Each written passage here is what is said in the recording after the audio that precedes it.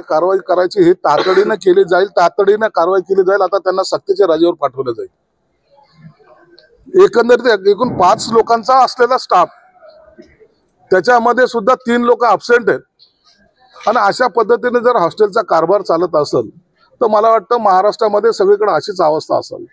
म्हणून आता मी परवाच्या दिवशी तातडीने जे समाज कल्याण आयुक्त आहे त्यांची इथं व्हिजिट ठेवणार आहे।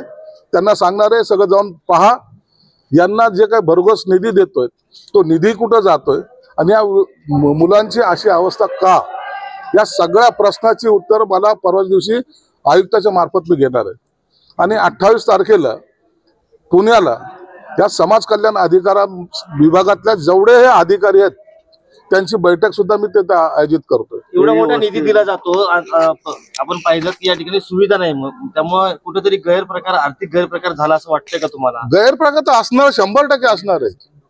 ही टाकी पाहिली, याच्यात पाणी भरायचंय फक्त, परंतु भरलं जात नाही। त्याच्यावर पहा ते काय टाकलं ते चित्र इतकं विचित्र आहे।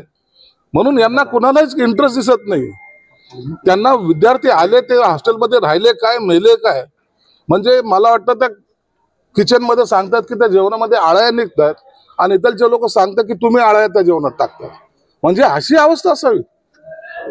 तुम्ही आणखी विद्यार्थी घडवायला आलेत का बिघडवायला आलेले? म्हणून याचा अत्यंत गांभीर्याने मी तर आज पाहणी केलेली आहे।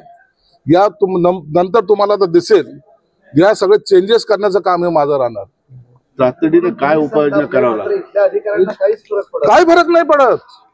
ती कोणती तरी मॅडम आहे म्हणतात की ती 12 वाजता 1 वाजता आली तर येते आणि तिला जितक्या वेळ थांबायचं तितक्या वेळ थांबते, नाही आली तरी तिचं कोणी काय बोलू शकत नाही। एक मॅडम आहे ती 2 दिवसापासून आजारी आहे। आता ती आजारी 2 दिवसापासून अधिकारी सांगतात पण 2 दिवसापासून आहे।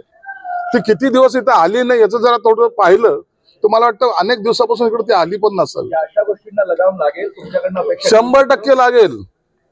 एकालाही माफ केलं जाणार नाही। विद्यार्थ्याच्या जीवनाशी तुम्ही खेळताय, त्यांच्या आरोग्याशी खेळतायत। काय तुम्ही भविष्य घडवणार या विद्यार्थ्यांचं?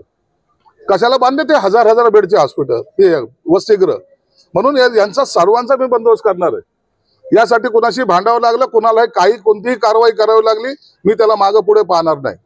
याची दुरस्ता का झाली, यावर चौकशी वगैरे लावणार? चौकशी तर करेल, परंतु जे निष्काळजीपणे हे सगळं ज्यांनी आता सांभाळ ज्यांच्याकडे जबाबदारी होती त्यांनी काय केलं याचा पहिला प्रश्न तो आहे। आज मी कुठेतरी वाचलं याला 2.5 कोटीची काहीतरी तरतूद करून ठेवलेली। तरतूद काय एजंटाची किंवा त्या काय ठेकेदारची वाट पाहत बसले होते लोक? म्हणजे यांना काहीच काळजी नाहीये। या भिंती पहा, इतकी मोठी बिल्डिंग आहे, कुठे दिसते त्यांना? काहीच नाहीये। म्हणून आता ही जबाबदारी माझी आहे। खात्याचा मंत्री म्हणून मला याकडे लक्ष देणं गरजेचं आहे। मी या विद्यार्थ्यांना सुद्धा सांगेल, तुम्हाला आई वडिलांनी इतक्या दुरून पाठवलं अभ्यासासाठी, त्यांची ही मुलांची जर अवस्था जर पाहिली तर त्यांच्या आई वडिलांना सुद्धा वाईट वाटत असेल। ते तो सुद्धा म्हणतील की शिकवू नका पण कमीत कमी घरी तरी चला, ही असा अवस्था नसावी।